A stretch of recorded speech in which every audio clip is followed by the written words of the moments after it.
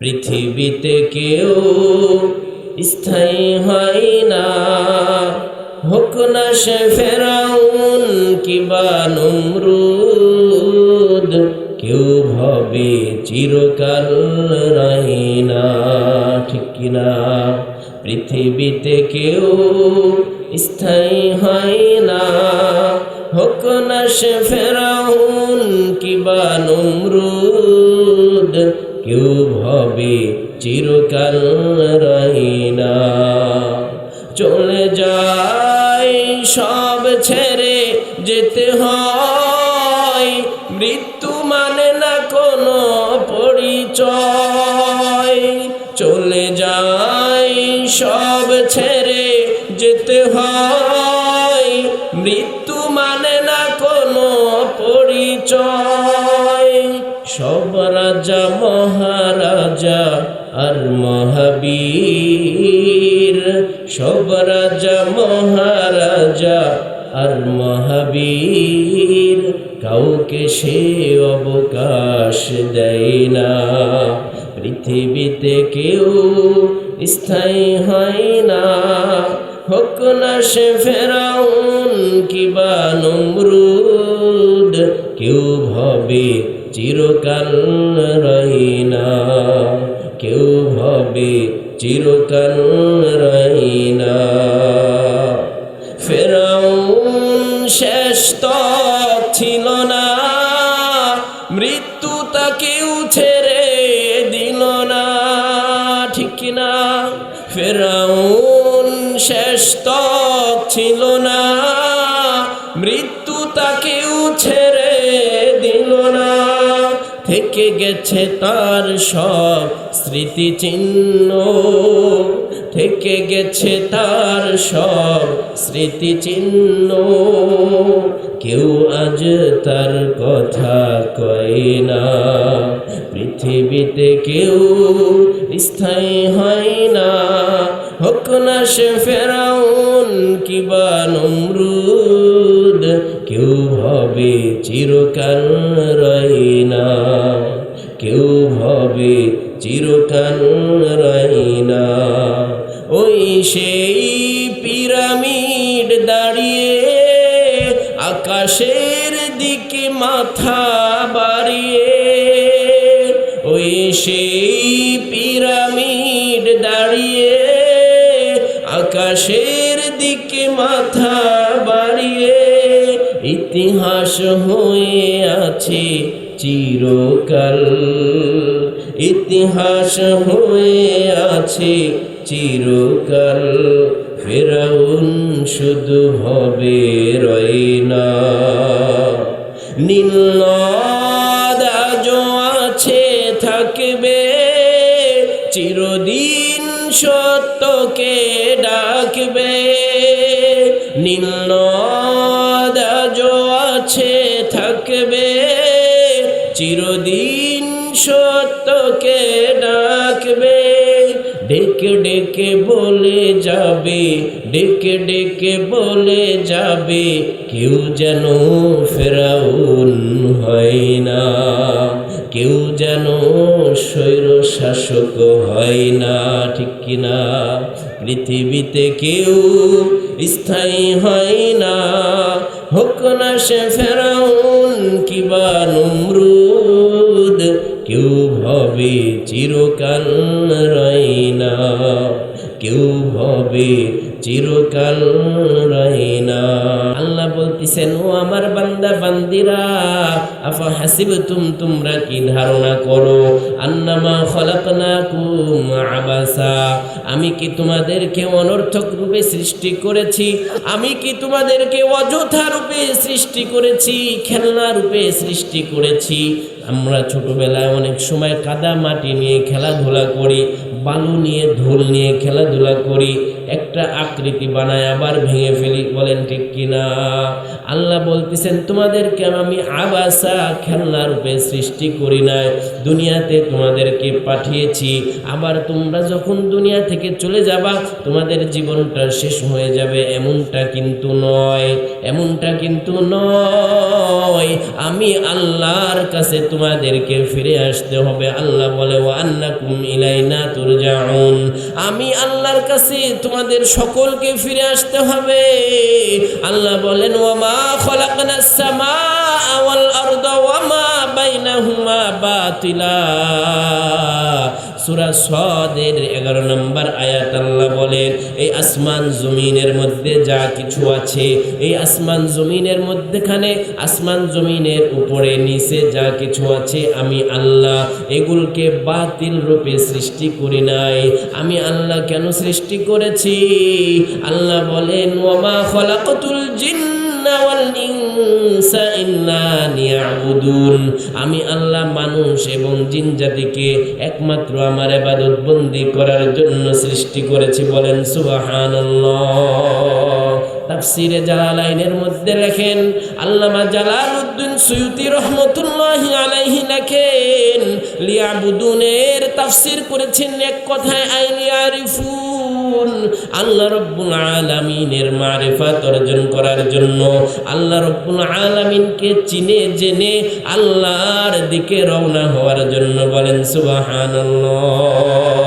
আল্লাহ তাহলে ইবাদত বন্দি করার জন্য আমাদেরকে সৃষ্টি করলেন। এবার আমাদের মনের মধ্যে প্রশ্ন আসে, সম্মানিত ভাইরা, মা বোনেরা, আপনারাও দিনের কান্দে শুনবেন, মনোযোগের সহিত কথাগুলো শুনবেন। আমি ভূমিকা স্বরূপ কিছু কথাগুলো বলে নিচ্ছি। আল্লাহ বলেন তোমরা ইবাদত বন্দি করবা কোন পর্যন্ত? এটাও আল্লাহ রব্বুল আলামিন 14 নম্বর পারার সূরাতুল হিজরের মধ্যে বলেন 92 নম্বর আয়াত। আল্লাহ বলেন ওয়াবুদ রব্বাকা হাত্তা ইয়াতিয়াকাল ইয়াকিন, ও আমার বান্দা, ও আমার বান্দি, তুমি তোমার প্রভুর ইবাদত বন্দি করো যতক্ষণ না তোমাদের ইয়াকিন হয়। এই ইয়াকিনের অর্থ কি? এই ইয়াকিনের অর্থ এক শ্রেণী ধরে নিয়েছে যারা বলে নামাজ কালাম লাগে না, নামাজ কালাম লাগে না, শুধুমাত্র এরকম ভাবে গান বাজনা করলেই হয়, মাঝে সাঝে এরকম ভাবে উরুস করলেই হয়, গান বাজনা করলেই হয়, নামাজ কালাম লাগে না, পর্দা পুশিদা লাগে না। তাদের কথা হলো তারা এই আয়াত দিয়ে দলিল দেয়, তাদের দলিলটা কিন্তু ভুল, তাদের দলিলটা কিন্তু ভুল। এই ভুল কেন? আমি আপনাদেরকে বলি, ইয়াকিনের অর্থ এখানে বিশ্বাস নয়, এখানে ইয়াকিনের অর্থ হলো মাউত। এই জন্য আল্লাহ বলেন তুমি তোমার প্রভুর ইবাদত বন্দি করো যতক্ষণ না তোমাদের মওত হয়ে যায়। বলেন না ঠিক কিনা? এই জন্য প্রিয় ভাইদেরকে আমি বলবো, আল্লাহ রব্বুল আলামিন আদেশ করলেন মৃত্যু পর্যন্ত ইবাদত বন্দি করার জন্য। কোন প্রভুর ইবাদত বন্দি করব? আল্লাহ ডাক দিয়ে বলেন ইয়া আইয়ুহান নাসু উবুদু রাব্বাকুমুল্লাযী খালাকাকুম ওয়াল্লাযীনা মিন ক্বাবলিকুম লাআল্লাকুম তাত্তাকুন।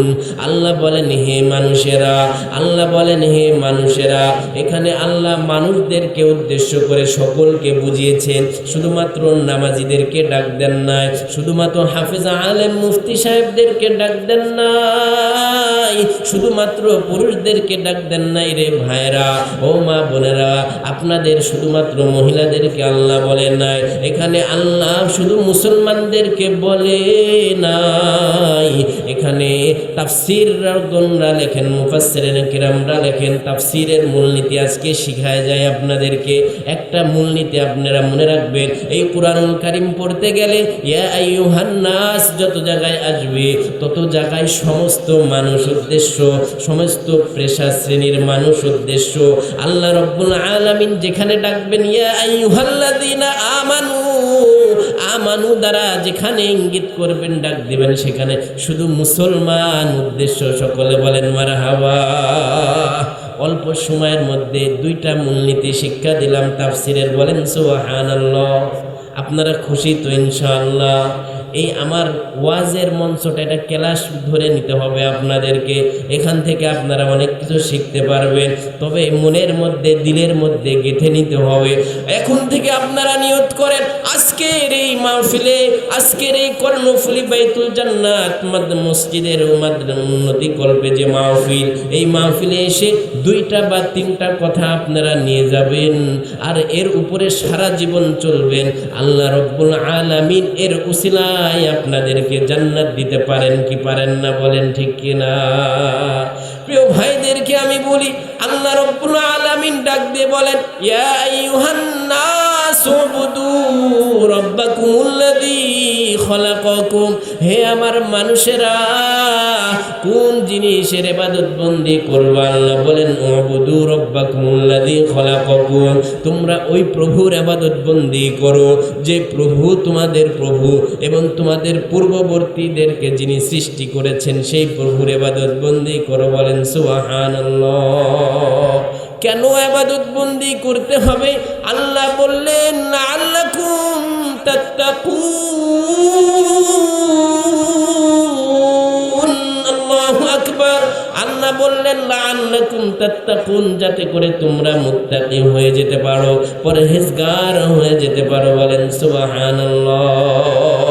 প্রিয় ভাইরা আমার, পরহেজগার হলে উপকার কি? অনেক উপকার আছে। আমি বলার এখন এই বিষয়ে আলোচনা করব না। আমি আপনাদেরকে বলতে চাচ্ছিলাম, আল্লাহ রব্বুল আলামিনের ইবাদত বন্দি করার জন্য দুনিয়ার মধ্যে আমাদেরকে পাঠিয়েছেন। আবার ইবাদত বন্দি কোন পর্যন্ত করব?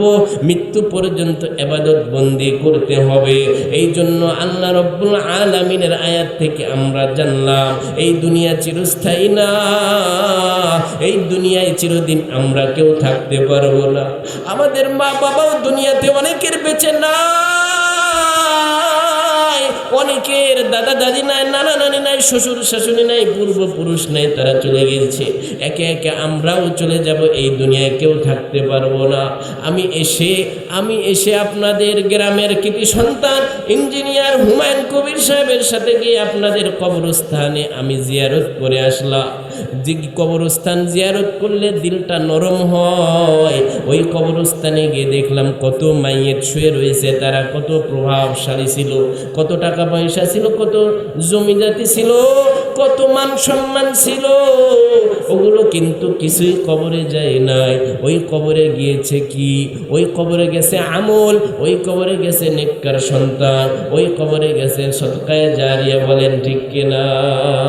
এই জন্য প্রিয় ভাইদেরকে আমি বলি, আল্লাহ রব্বুল আলামিনের আয়াত থেকে জানতে পারি, এই দুনিয়ায় চিরদিন থাকতে পারবো না। যার মধ্যে প্রাণবায়ু আছে, ওই প্রাণবায়ু যার মধ্যে আছে, ওই প্রাণ প্রদীপ একদিন সকলের নিভে যাবে। বলেন ঠিক কিনা? আল্লাহ বলেন, কুল্লু নাফসিন যায়িকাতুল মাউত। আল্লাহ বলেন, প্রত্যেকটা নফস যার ভেতরে আছে, প্রত্যেকটা প্রাণীরই মৃত্যুর স্বাদ আস্বাদন করতে হবে। আল্লাহ বলেন, ওয়া ইন্নামা তুওয়াফাউনা উজুরাকুম ইয়াউমাল কিয়ামা, ওয়া ইন্নামা তুওয়াফাউনা উজুরাকুম ইয়াউমাল কিয়ামা। যখন তোমাদের মওত হয়ে যাবে, ওই কিয়ামতের ময়দানে তোমাদেরকে প্রতিদান দেওয়া হবে। আল্লাহ বলেন, ফামান যুহজিহা আনিন নারি ওয়া উদখিলাল জান্নাহ। ওই কিয়ামতের ময়দানে, হাসরের ময়দানে, পুলসিরাতের জীবনে, আমাদের এরকম বরজখের জীবনে, কবরের জীবনে আল্লাহ বলেন, ফামান যুহজিহা আনিন নার, ওই জাহান্নামের আগুন থেকে যারা বেঁচে যাবে, জাহান্নামের আগুন থেকে যারা বেঁচে যাবে, জাহান্নামের আগুন থেকে যারা মুক্তি পাবে, মুক্তি পাওয়ার জন্য দুনিয়াতে জাহান্নামের মুক্তি পাওয়ার জন্য আমল করবে। ওয়া উদখিলাল জান্নাতা, এবং যারা জান্নাতে চলে যাবে, যাদের আমল নামাটা জান্নাতি হয়ে যাবে, আল্লাহ বলেন, ফাকাদ ফাত, তারাই প্রকৃত সফল কাম। বলেন সুবহানাল্লাহ। আল্লাহ ডাক দিয়ে বলেন, ওয়ামাল হায়াতুদ দুনিয়া ইল্লা মাতাউল গুরুর। আল্লাহ বলেন, বলেন এই যে পার্থিব দুনিয়া, পার্থিব জীবন, এগুলো ধোঁকা আর ধোঁকা। আমি আপনাদেরকে বলতে চাচ্ছিলাম এই দুনিয়ার মধ্যে চিরদিন কেউ থাকতে পারবো না, মৃত্যু একদিন পাকড়াও করে নিবে। মৃত্যু থেকে যতই পলায়ন করি না কেন, আমরা কেউ কিন্তু মৃত্যু থেকে পলায়ন করতে পারবো না, বলেন ঠিক কিনা? সূরা নিসার মধ্যে আল্লাহ আয়াত নাজিল করে দিলেন। আল্লাহ বলেন আইনামা তাকুনু ইউদরিকুমুল মাউত। ও আমার দুনিয়ার বান্দা বান্দিরা, তোমরা যে যেখানে থাকো না কেন, একদিন তোমাদেরকে মৃত্যু পাকড়াও করে নিবে। ওয়ালাউ কুনতুম ফি বুরুজিম শাইয়াদা, যদিও তোমরা সুদূর দুর্গে অবস্থান করো না কেন, যদিও তোমরা মাটির নিচে অবস্থান করো না কেন, যেখানেই তোমরা যাও না কেন, এই মৃত্যু তোমাদেরকে পাকড়াও করে নেবে, বলেন ঠিক কিনা? এই আয়াত থেকে কবি কত সুন্দর কবিতা রচনা করেছেন। মরণ থেকে যতই পালাও, মরণ তোমায় নিবে ঘিরি, যদিও সুদূর আকাশ পানে লুকাও সেথায় লাগিয়ে সিঁড়ি। মরণ থেকে যতই পালাও, মরণ তোমায় লইবে ঘিরি, যদিও সুদূর আকাশ পানে লুকাও সেথায় লাগিয়ে সিঁড়ি। নদী পথে নৌকা চালাও ও মাঝি ভাই, বেলা ডুবার আগে আমি ওপার উঠতে চাই। ডুবে গেলে বেলা তো আর উঠে না, ভেঙে গেলে মেলা তো আর জমে না, বলেন ঠিক কিনা? প্রাণবায়ুটা যখন বের হয়ে যাবে আর কি ফিরে আসবে? এই দেহের কোনো মূল্য থাকবে না। প্রিয় ভাইরা, ও আমার পর্দার আম্মা জানেরা, আপনাদেরকে এই জন্য বলি, দিনের কান দিয়ে শুনতে হবে, অন্তর দিয়ে শুনতে হবে, মনোযোগের সহিত কথাগুলো শুনবে। মাথাটা নিচু করে দেন, আল্লাহর দিকে ধ্যান দেন, আল্লাহর দিকে মুতাওয়াজ্জু হয়ে যান। কথাগুলো দিলের কান দিয়ে শুনেন, আমলের নিয়তে হেদায়েতের উদ্দেশ্যে ইখলাসের সাথে শুনেন। আল্লাহ এই কথাগুলোর উসিলায় আল্লাহ আমাদেরকে মাফ করতে পারেন কি পারেন না, বলেন ঠিক কিনা? প্রিয় ভাইরা আমার, আমি আপনাদের সামনে আল্লাহ রাব্বুল আলামিনের কোরআন থেকে কিছু কথা বলতে চাই। আল্লাহ রাব্বুল আলামিনের কোরআনের মধ্যে সূরা বাকারার মধ্যে আল্লাহ 126 নম্বর আয়াতের মধ্যে বলেন, ওয়া ইয জাআলনাল বাইতা মাসাবাতাল লিন-নাসি ওয়া আমনা ওয়াত্তাখিযু মিন মাকামি ইব্রাহিমা মুসাল্লা ওয়া আহিদনা ইলা ইব্রাহিমা ওয়া ইসমাঈলা আন তাহহিরা বাইতিয়া লিত-তাইফিন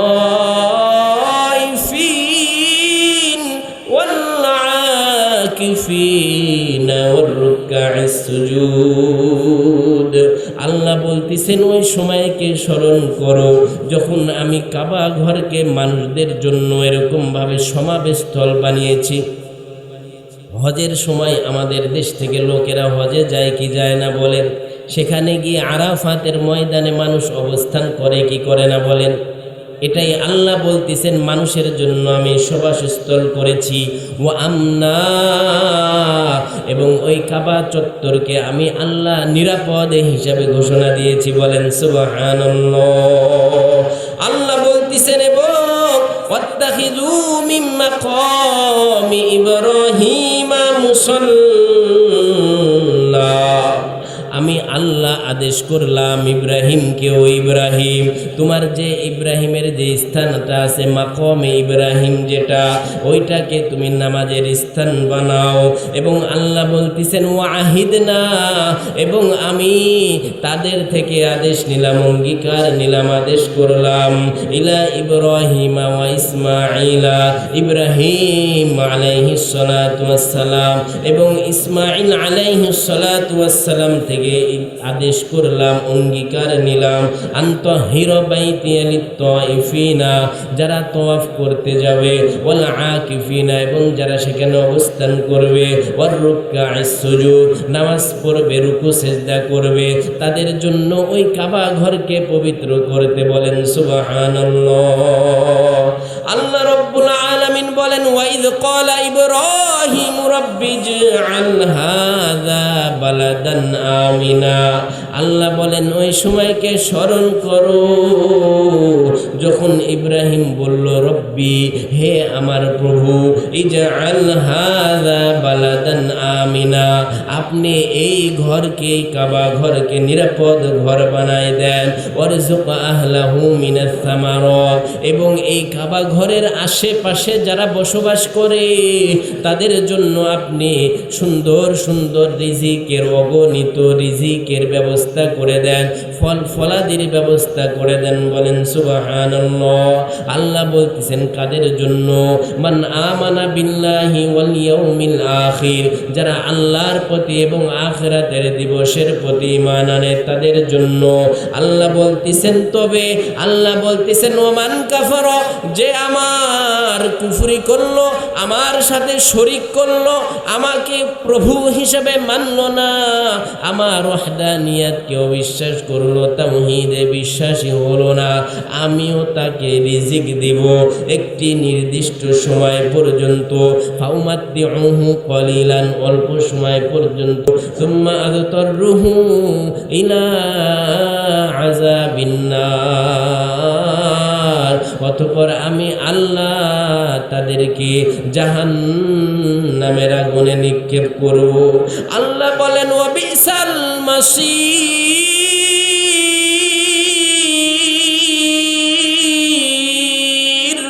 আল্লাহু আকবার। আল্লাহ বলেন ওই জাহান্নাম স্থান হিসাবে কতই না নিকৃষ্ট। প্রিয় ভাইরা আমার, আমি সূরা বাকারার এই আয়াতগুলো কেন বলতেছি জানেননি? এক আয়াত পরে, দুই আয়াত পরেও আমি উদ্দেশ্যটা বলা শুরু করে দিব। আল্লাহ তারপরে কি বললেন পরের আয়াতে?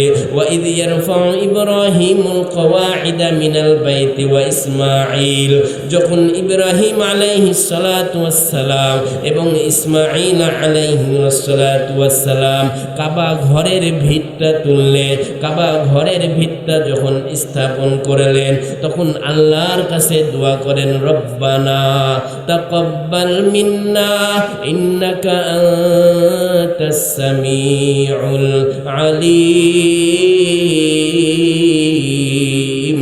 আল্লাহর কাছে বলতেছেন, ও আমাদের রব, ও আমাদের প্রভু, তাকাব্বাল মিন্না, আমাদের থেকে কবুল করেন, আমাদের ইবাদত বন্দি কবুল করেন, তাসবিহ তাহলিল জিকির আজকারগুলো কবুল করে নেন, নেক আমলগুলো কবুল করে নেন। ইন্নাকা আনতাস সামিউল আলিম, নিশ্চয় আপনি সর্বশ্রোতা এবং সর্বজ্ঞানী। বলেন সুবহানাল্লাহ। আল্লাহর কাছে ওই কাবা ঘর যখন নির্মাণ করে, নির্মাণের ভিত্তি যখন স্থাপন করে দিলেন, কাবা ঘর নির্মাণ যখন শেষ করে দেন, তখন আল্লাহর কাছে আরেকটা দোয়া করে, রব্বানা ওয়াজআলনা মুসলিমাইনি লাকা, ওগো আল্লাহ আমাদেরকে আপনি মুসলমানদের, প্রকৃত মুসলমানদের খাতায় নাম লেখায় দেন। আল্লাহর কাছে বলতেছেন ওয়া মিন যুররিয়াতিনা উম্মাতাম মুসলিমাতান লাহ, এবং আমাদের বংশধরদের ভিতর থেকে তাদেরকেও মুসলমানের মধ্যে অন্তর্ভুক্ত করে নেন। বলেন সুবহানাল্লাহ। আল্লাহর কাছে বলতেছেন ওয়া আরিনা মানাসিকানা, আল্লাহ বলতেছেন ও ইব্রাহিম ও ইসমাঈল, যারা হজ করতে আসবে তাদেরকে নিয়মগুলো বদলাই দাও, হজের নিয়ম কি হবে সেগুলো বলে দাও। ওয়াতুবা আলাইনা, এবং আমার কাছে তওবা করো, ইন্নাকা আনতাত তাওয়াবুর রহিম। আল্লাহ বলতেছেন নিশ্চয় আপনার প্রভু, ইন্নাকা আনতাত তাওয়াবুর রহিম। ইব্রাহিম বলতেছেন নিশ্চয় হে প্রভু আপনি তওবা কবুলকারী। বলেন সুবহানাল্লাহ।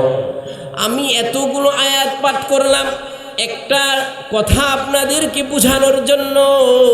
ওই কথাটা হলো আমাদের রাসূল সাল্লাল্লাহু আলাইহি ওয়াসাল্লাম, সকলে বলেন সাল্লাল্লাহু আলাইহি ওয়াসাল্লাম। রাসূলের নাম শোনার সাথে সাথে কেউ বসে থাকবেন না, জবান দিয়ে একবার পড়ে নেবেন সাল্লাল্লাহু আলাইহি ওয়াসাল্লাম, আরেকবার পড়েন সাল্লাল্লাহু আলাইহি ওয়াসাল্লাম।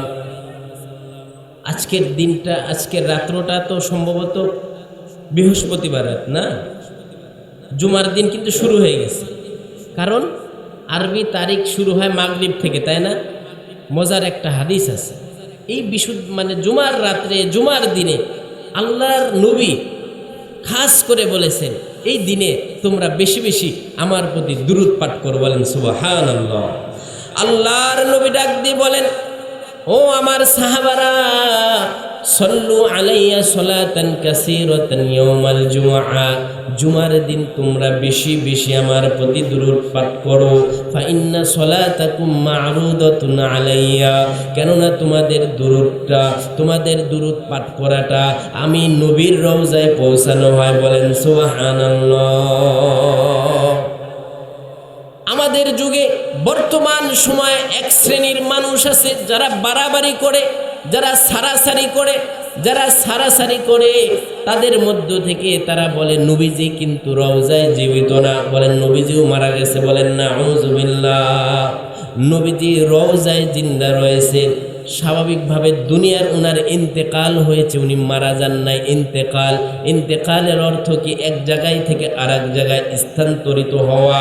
নবীজি রওজার মধ্যে শায়িত আছেন নামাজরত অবস্থায়, সহিহ হাদিস দ্বারা প্রমাণিত। বলেন সুবহানাল্লাহ।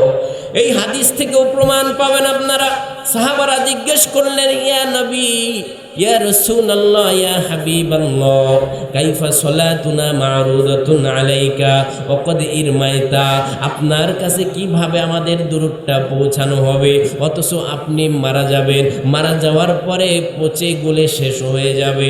আল্লাহর নবী ডাক দিয়ে বলেন, ও আমার সাহাবারা, তোমরা শুনে রাখো, ইন্নাল্লাহা হাররামা আলাল আরদি আন তাকুলা আজসাদাল আম্বিয়া, নিশ্চয় আল্লাহ রব্বুল আলামিন এই মাটির জন্য হারাম করে দিয়েছেন সমস্ত নবীদের লাশ, সমস্ত শহীদদের লাশকে খাওয়ানো, পচানো, গলানো থেকে। বলেন সুবহানাল্লাহ। আল্লাহর নবীর এই হাদিস থেকে প্রমাণিত হয় কিনা নবীদের লাশ পচে না, এবং বিশেষভাবে অন্য হাদিস থেকে প্রমাণিত হয় নবীজি সাল্লাল্লাহু আলাইহি ওয়াসাল্লাম রওজা মুবারকে নামাজরত আছে। এই উম্মতের জন্য এখনো পর্যন্ত ফিকির করে, কিন্তু আমরা উম্মতেরা কেমন যেন হয়ে গেলাম, ওই নবীজির আদর্শ আমরা মানতে চাই না, আল্লাহর কালাম থেকে আমরা দূরে সরে গেলাম।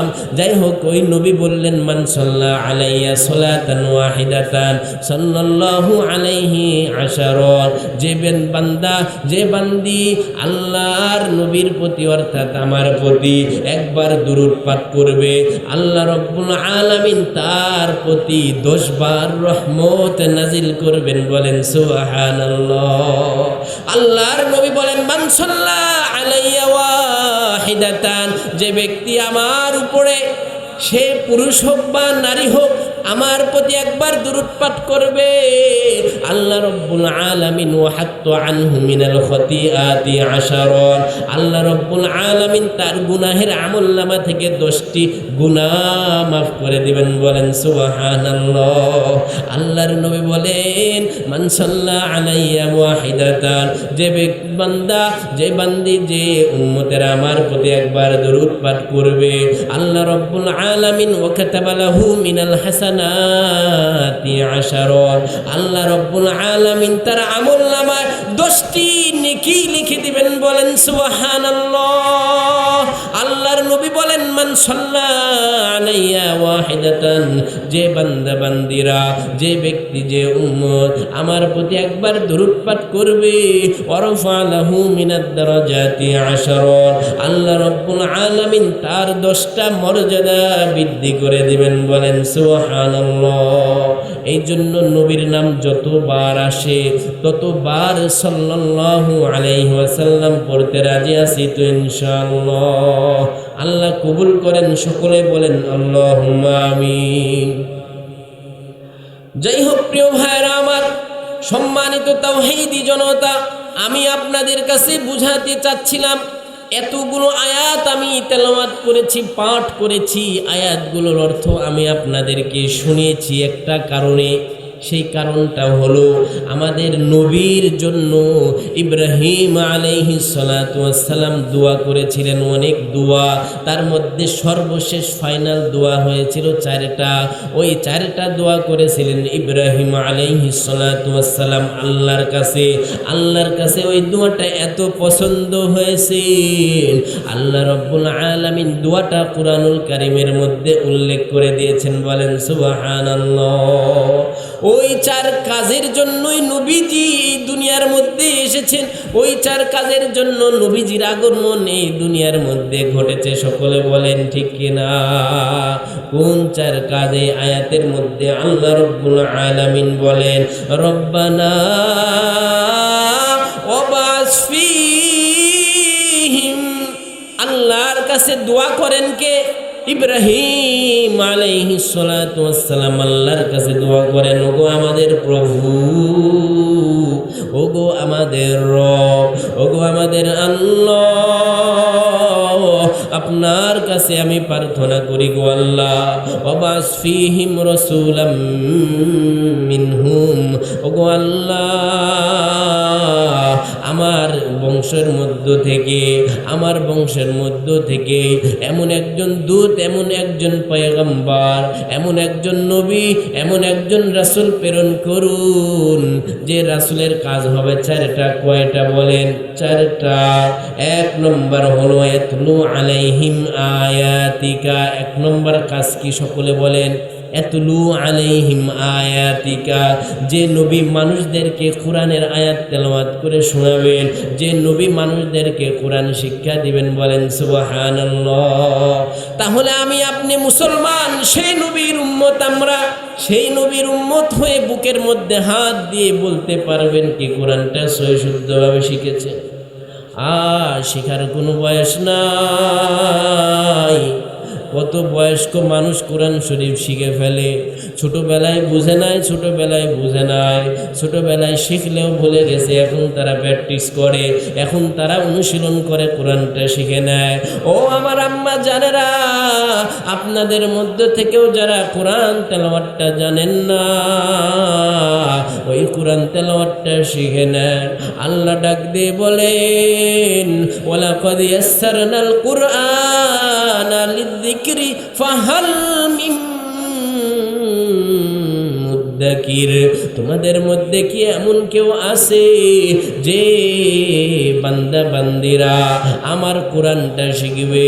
আমার কোরআনকে আমি আল্লাহ সহজ করে দিয়েছি, আমি আল্লাহর কোরআনটা শেখার জন্য কেউ আছে নাকি? এই কোরআন যদি আমরা না শিখি, এই কোরআনের তেলাওয়াতটা যদি জারি না রাখি, তাহলে কিন্তু আমাদের উপরে বড় ভয়াবহতা অপেক্ষা করতেছে। কেননা ওই কিয়ামতের ময়দানে আল্লাহ রাব্বুল আলামিন কুরআনুল কারীম সম্পর্কে আমাদেরকে প্রশ্ন করবেন, কোরআন আমরা শিখেছিলাম কিনা, কোরআন শেখার পরিবেশ করেছিলাম কিনা, আমাদের বাচ্চাদেরকে কোরআন শেখার পরিবেশ করাইছিলাম কিনা, আমাদের এলাকায় কওমি মাদ্রাসা, হাফিজি মাদ্রাসা প্রতিষ্ঠা করেছিলাম কিনা। এগুলো আল্লাহর কাছে জবাব দিতে হবে, আল্লাহর কাছে জবাব দিতে হবে। আল্লাহ বলেন, ফারাব্বিকা লানাসআলান্নাহুম আজমাইন। আল্লাহ বলতেছেন, তোমার রবের কসম, তোমার প্রভুর কসম, এই কোরআন শরীফ সম্পর্কে তোমাদেরকে জিজ্ঞাসিত করা হবে। এই কোরআন শরীফ তোমার সম্পর্কে জিজ্ঞাসিত করা হবে। কোরআন তোমরা শিখেছিল কিনা, কোরআন অনুযায়ী তোমরা আমল করেছিল কিনা, কোরআনের সাথে মহাব্বত রেখেছিল কিনা, কোরআনওয়ালা যারা হাফেজ সাহেব, আলেম সাহেবদের সাথে সম্পর্ক রেখেছিল কিনা, তাদেরকে মহাব্বত ভালোবেসেছিল কিনা, এগুলোর প্রশ্ন আল্লাহ কিন্তু করবেন। বলেন ঠিক কিনা? সূরা ফুরকান, সূরার নাম কি বলেন?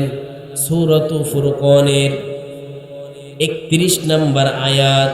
বিশ্বাস যদি না হয়, বাড়িতে গিয়ে আপনি কোরআন খুলবেন, সূরা ফুরকানের 31 নম্বর আয়াত খুলে দেখবেন কত ভয়াবহতা। এই কোরআন যদি আমরা না শিখি, রাসূল সাল্লাল্লাহু আলাইহি ওয়াসাল্লাম আমাদের বিরুদ্ধে মামলা দায়ের করে দিবে। ও আমার ভাইরা, পর্দার আড়ালে আম্মা জানেরা, আপনাদেরকে বলি এই দুনিয়ার মধ্যে মামলার হারলে এক জায়গায় হারলে আর এক জায়গায় আপিল করা যায়, আর এক জায়গায় হারলে বড় জায়গায় আপিল করা যায়, সেখানে হারলেও কিন্তু আরো বড় জায়গায় আপিল করা যায়। বলেন যায় কি যায় না? সেখান থেকে নিজের পক্ষে রায় নেওয়া যায়। কিন্তু আখেরাতে এমন মামলা হবে যে মামলার আর কোনো আপিল করার সুযোগ নাই। বলেন ঠিক কিনা? আল্লাহ সূরা ফুরকানের মধ্যে বলেন ওয়াকালার রাসূল, ওই দিন রাসূল বলবেন আমাদের বিরুদ্ধে যারা কোরআন শিখবে না। ওই রাসূলের প্রথম মিশন ছিল কোরআনুল কারীম মানুষদেরকে শেখানো, কোরআনুল কারীমের তেলাওয়াত মানুষদেরকে শেখানো।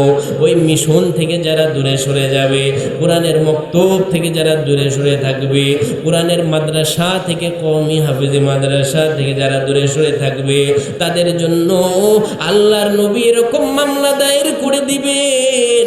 আল্লাহর কাছে বলবেন ওয়াকালার রাসূলু ইয়া রাব্বি ইন্না কওমি ইত্তাখাযু হাযাল কুরআনা মাহজুরা। আল্লাহর কাছে আল্লাহর নবী বলবেন ওগো আল্লাহ, আমার এই বান্দা বান্দিরা, আমার এই উম্মতেরা, আপনার এই বান্দা বান্দিরা, ইন্না কওমি ইত্তাখাযু, আমার এই গোত্রের লোকেরা, এই লোকেরা, হাযাল কুরআনা মাহজুরা, এই কোরআনকে তারা পরিত্যক্ত অবস্থায় রেখে দিয়েছিল।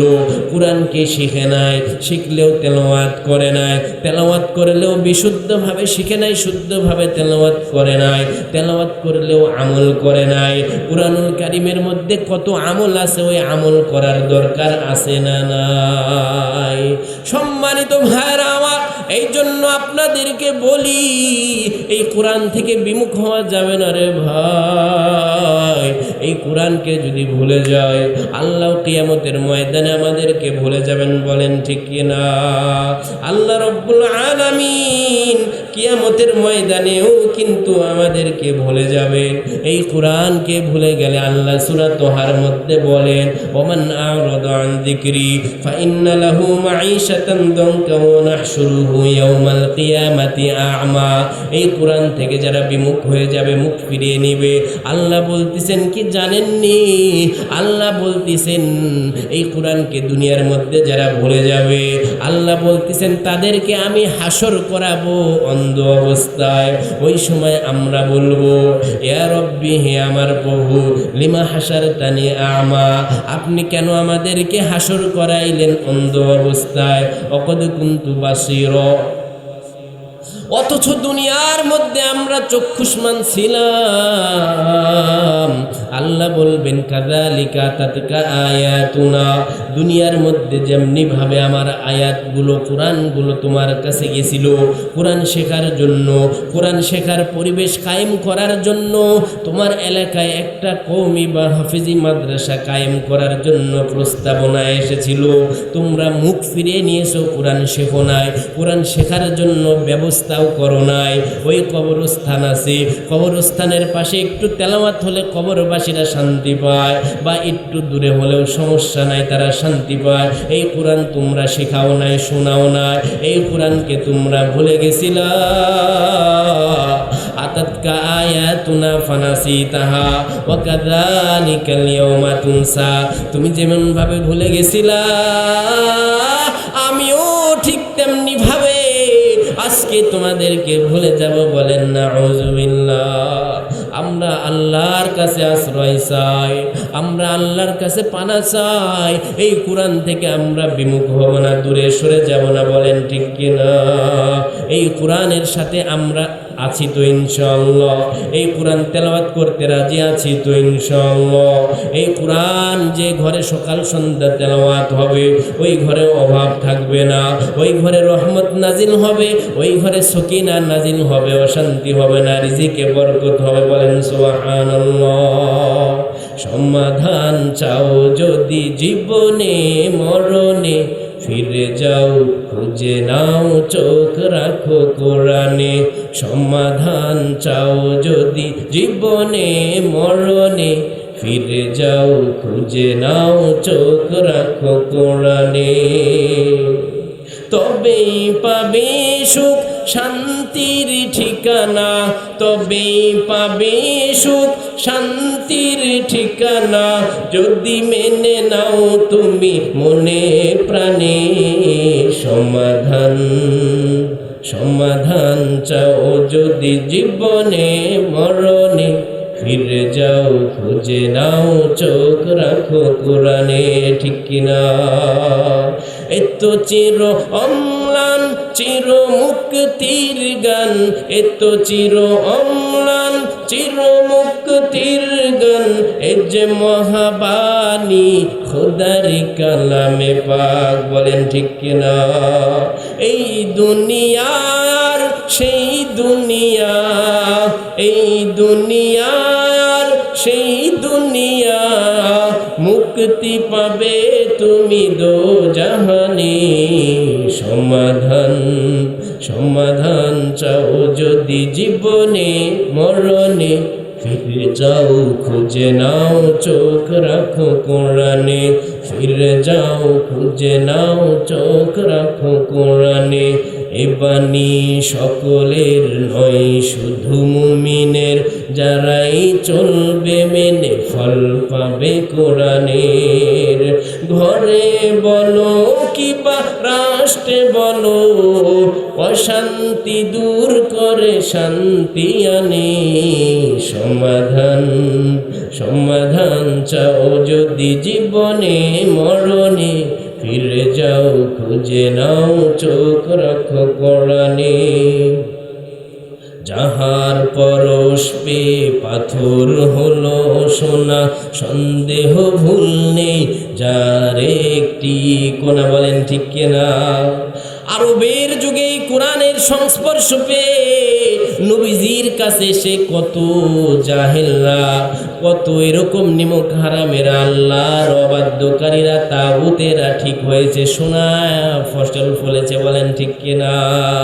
যাহার পরশ পে পাথর হলো সোনা, সন্দেহ ভুল নেই যাহার একটি কোনা। এই যে মহাবিপ্লব পিছে ফেললে যত সব, এই যে মহাবিপ্লব পিছে ফেললে যত সব, এগিয়ে চলে সে অগ্রপানে।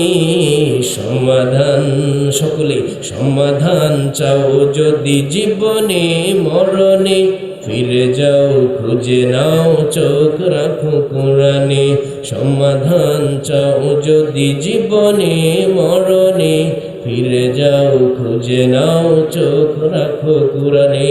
সকল বলেন মারহাবা।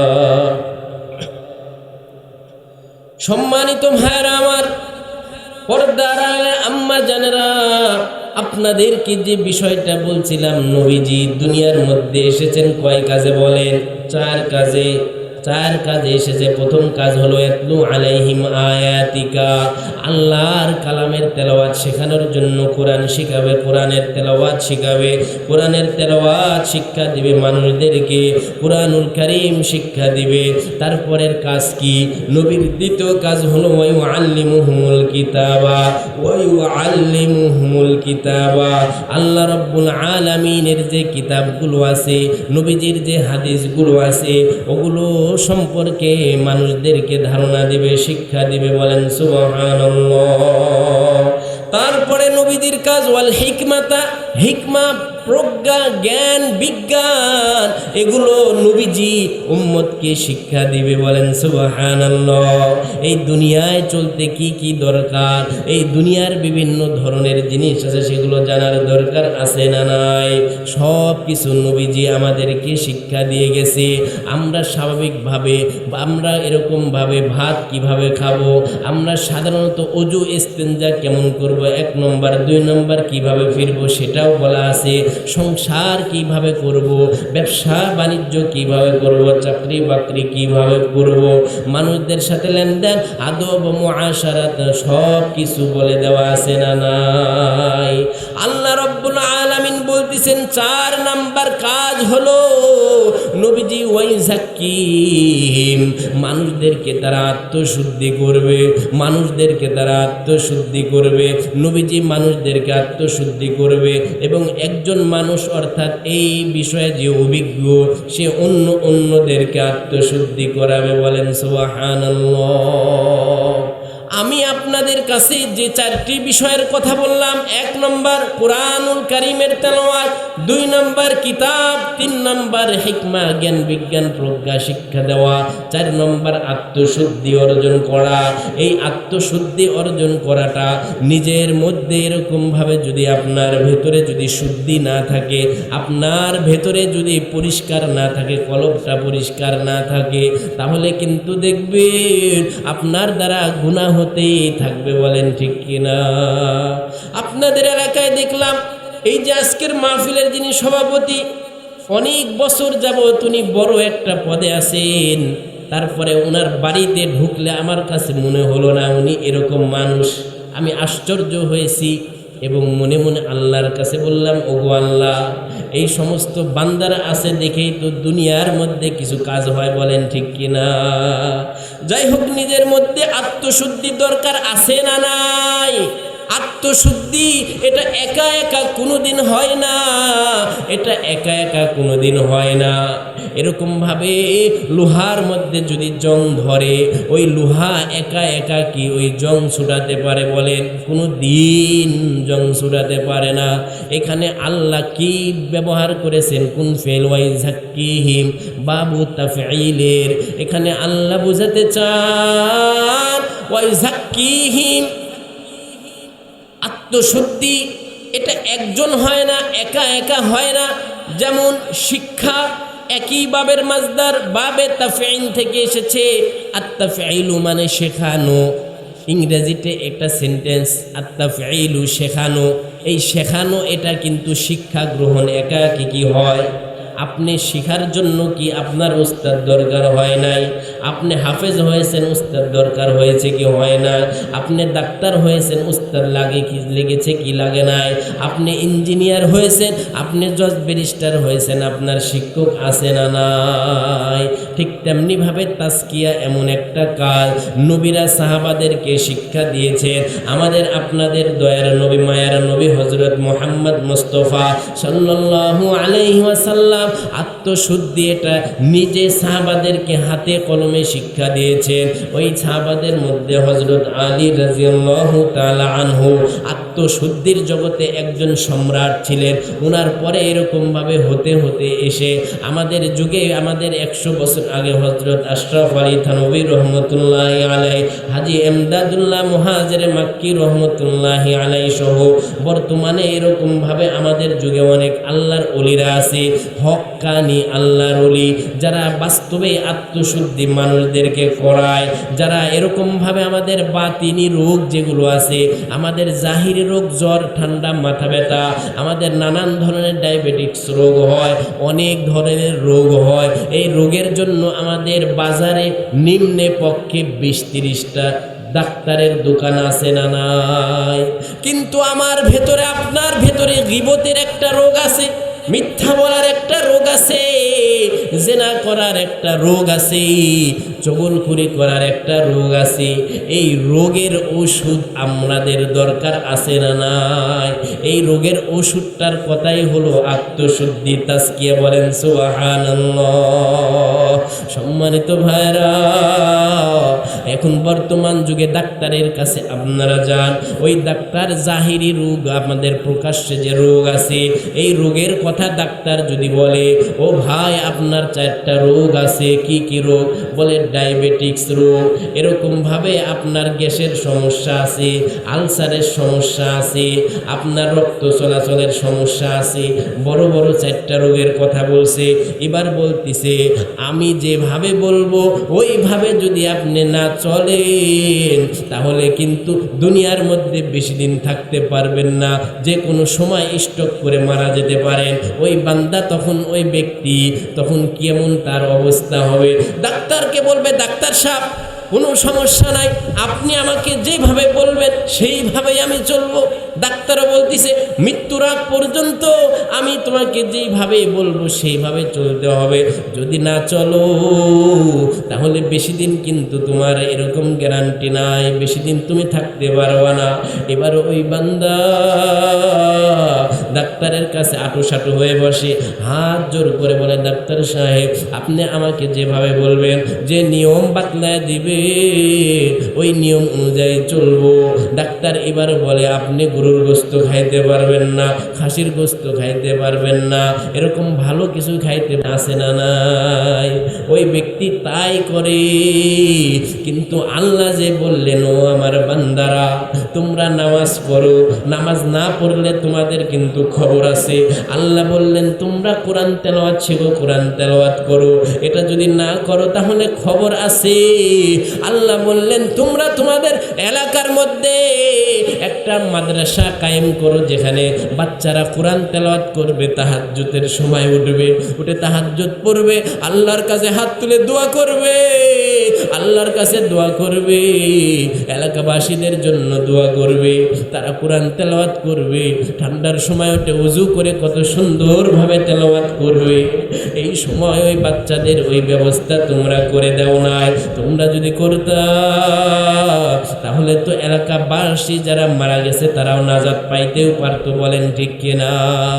আল্লাহ যে আমাদেরকে এত কিছু বললেন, নবীজি যে এত কিছু বললেন, নবীজির সুন্নতগুলোকে আঁকড়ে ধরতে বললেন, নবীজির সুন্নতগুলোকে আঁকড়ে ধরতে বললেন, আমরা কিন্তু তা করি না। আমরা এই না করার কারণে কি হব জানেননি? আমাদের ঠিকানা যদি জাহান্নাম হয়ে যায় তাহলে অবস্থাটা কেমন হবে একটু চিন্তা করে। যাই হোক প্রিয় ভাইরা আমার, আমি আপনাদের কাছে যে বিষয়টা বুঝাতে চাচ্ছিলাম, আল্লাহর কাছে এই যে আমরা কিন্তু জবাব দিতে পারবো না।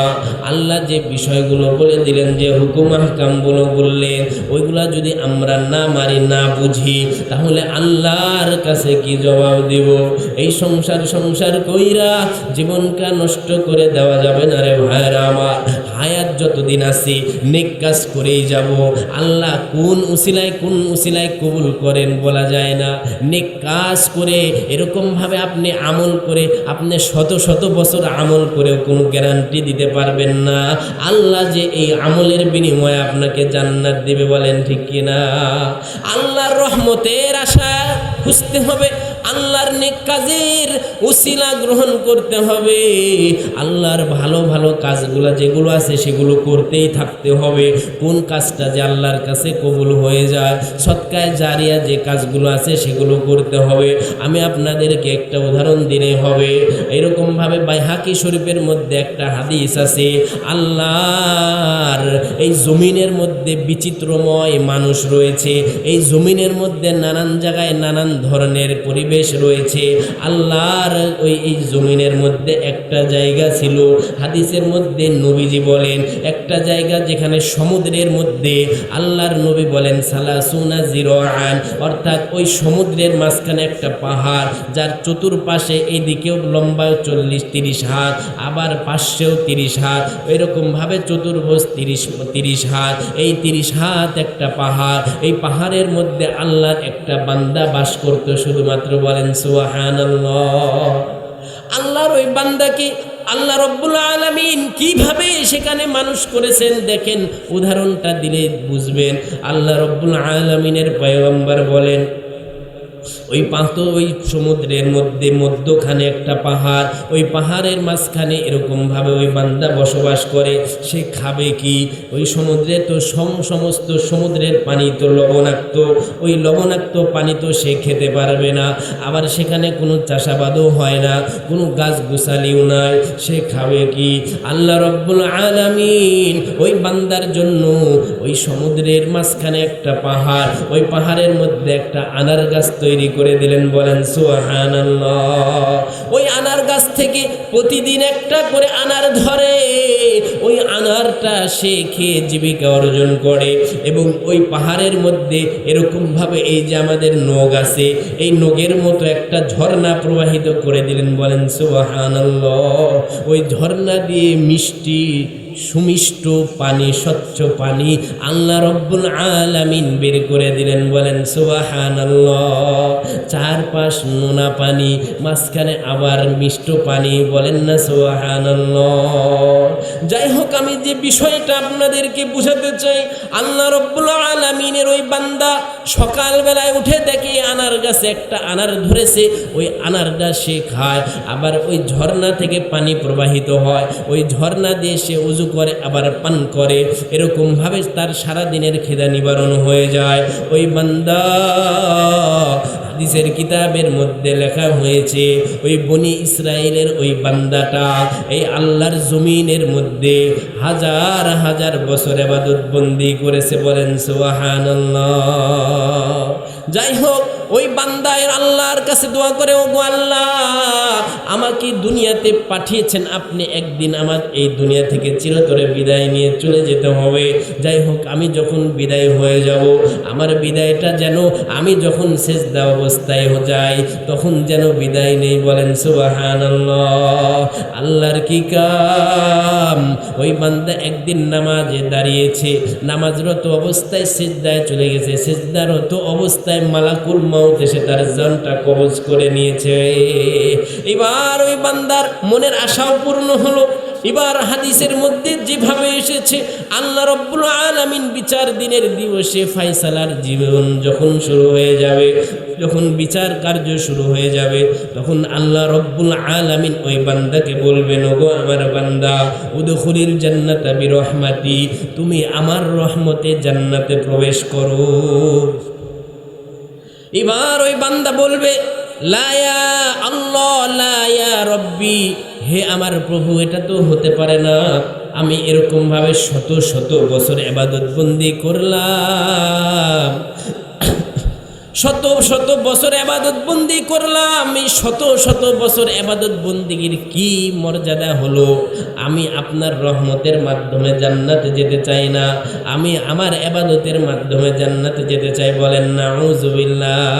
এবার আল্লাহ বলেন, না এ বান্দা, উদখুলিল জান্নাতা বিরহমাতি, তুমি আমার রহমতের মাধ্যমে জান্নাতে প্রবেশ করো। এবার ওই বান্দা আবার বলে, না হে আমার প্রভু, আমি আমার আমলের মাধ্যমে জান্নাতে যেতে চাই। আবার আল্লাহ বলেন, হে আমার বান্দা, উদখুলিল জান্নাতা বিরহমাতি, তুমি আমার জান্নাতে আমার রহমতের মাধ্যমে প্রবেশ করো। এবার ওই বান্দা বলে, না ওগো আল্লাহ, দুনিয়ার মধ্যে আপনি আমাকে নাজ নিয়ামত দিয়েছিলেন, আমি আপনার নাজ নিয়ামত ভক্ষণ করে ইবাদত বন্দি করেছি, ওই ইবাদত বন্দিগির মাধ্যমে জান্নাতে যেতে চাই।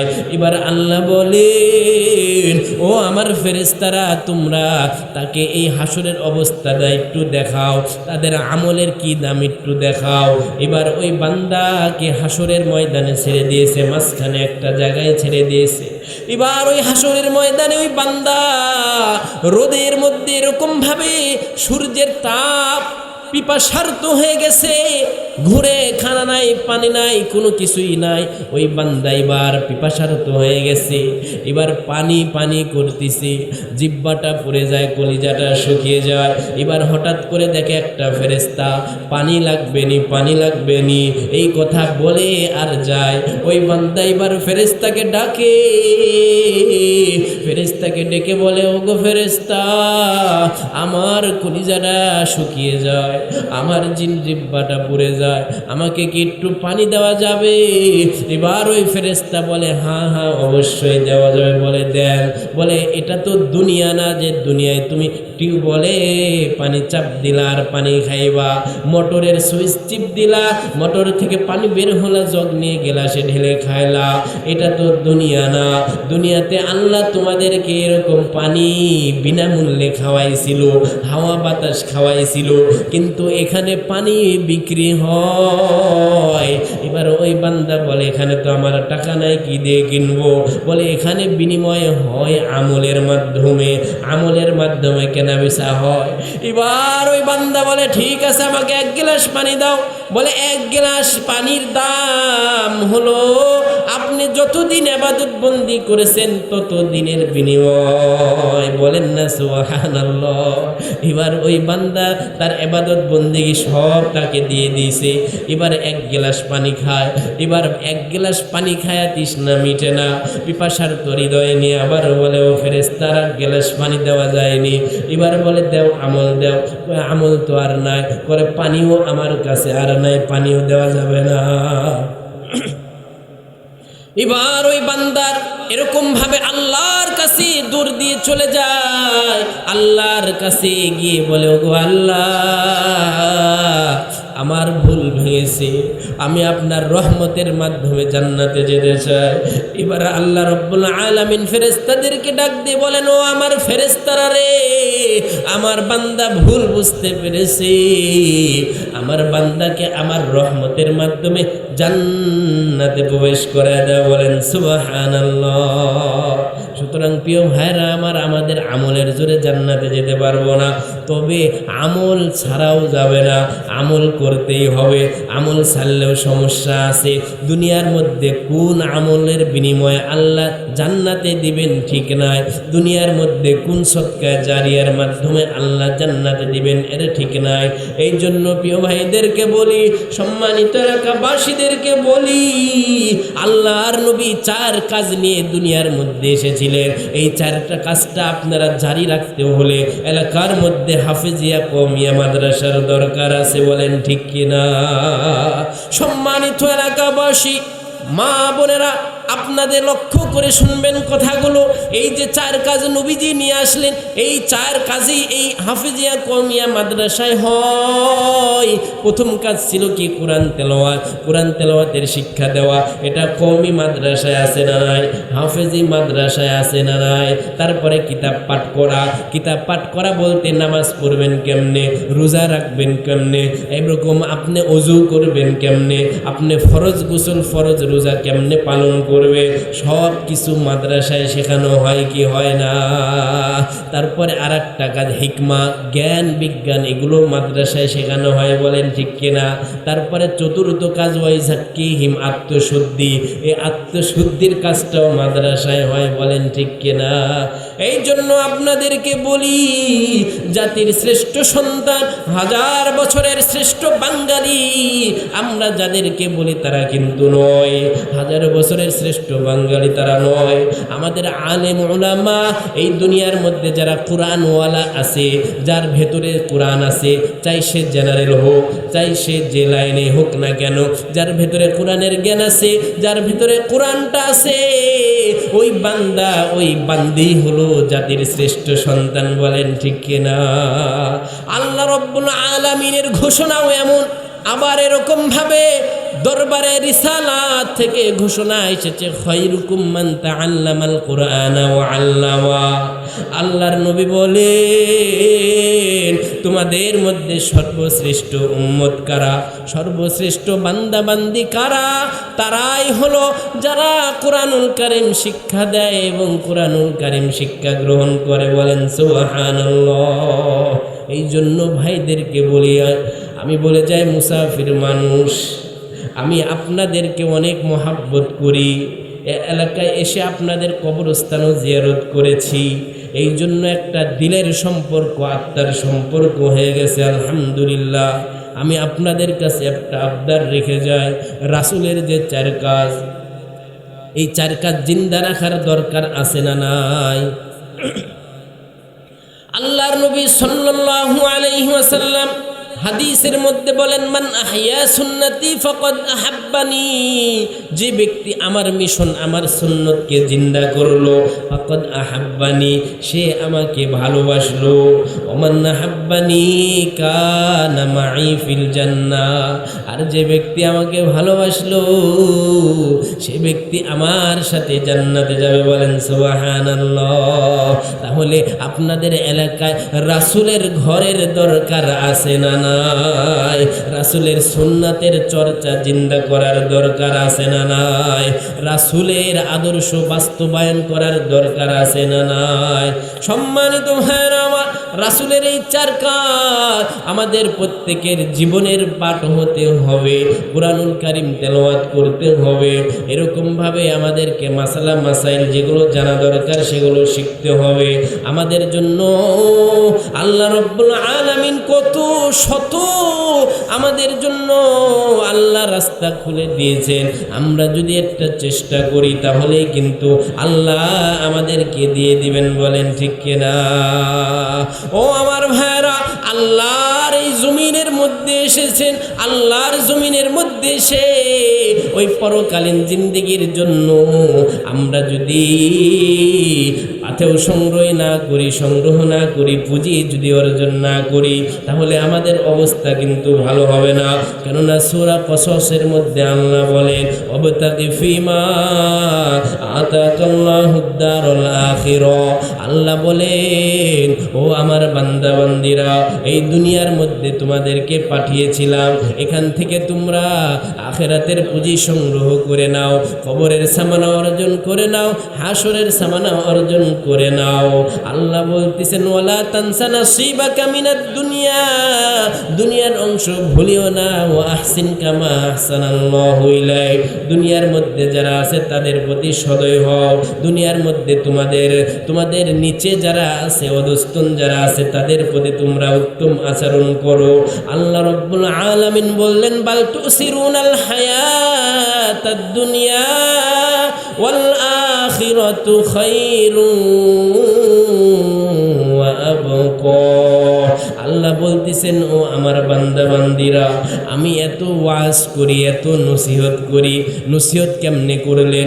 আল্লাহ নসিহত করলেন, ইদাস সামাউন শাক্কাত ওয়া আযিনাত লিরাব্বিহা ওয়া হুক্কাত ওয়া আযিনাত লিরাব্বিহা ওয়া হুক্কাত। আল্লাহ রাব্বুল আলামিন নসিহত করলেন, আসমান যখন এরকম ভাবে ফেটে ফেটে যাবে, ওয়া ইদাল কাওয়াকিবুন তাসারাত, এরকম আসমান যখন খসে খসে পড়বে, ওয়া ইদাল কাওয়াকিবুন তাসারাত, যখন তারকারাজি ঝরে ঝরে পড়বে, ওয়া ইদাল কুবুরু বুসিরাত, যখন কবর থেকে মানুষগুলো পুনরায় উত্থিত হবে, উড্ডয়ন হবে, হাসরের ময়দান যখন কায়েম হয়ে যাবে, আলিমাত নাফসুম মা কদ্দামাত ওয়া আখখারাত, তখন প্রতিটা নফস, প্রতিটা প্রাণ জানতে পারবে আখিরাতের জন্য সে কি নিয়ে এসেছে। আল্লাহ ডাক দিয়ে বলেন, ইয়া আইয়ুহাল ইনসান মা গাররাকা বিরাব্বিকাল কারীম, ও আমার বান্দারা, ও মানুষেরা, কোন জিনিস তোমাদেরকে আমি দয়াময় প্রভু থেকে ভুলায় ফেললো? আল্লাযী খলাকাকা ফাসাওয়াকা ফাআদালা, যে আল্লাহ তোমাদেরকে সৃষ্টি করেছেন, সুন্দরভাবে আকার আকৃতি দান করেছেন। আল্লাহ রাব্বুল আলামিন বলেন, ও আমার বান্দা বান্দিরা, আমাকে তোমরা ভুলিও না, দুনিয়ার মধ্যে আমাকে ভুলা তুমি সুখী হতে পারবে না, বলেন ঠিক কিনা?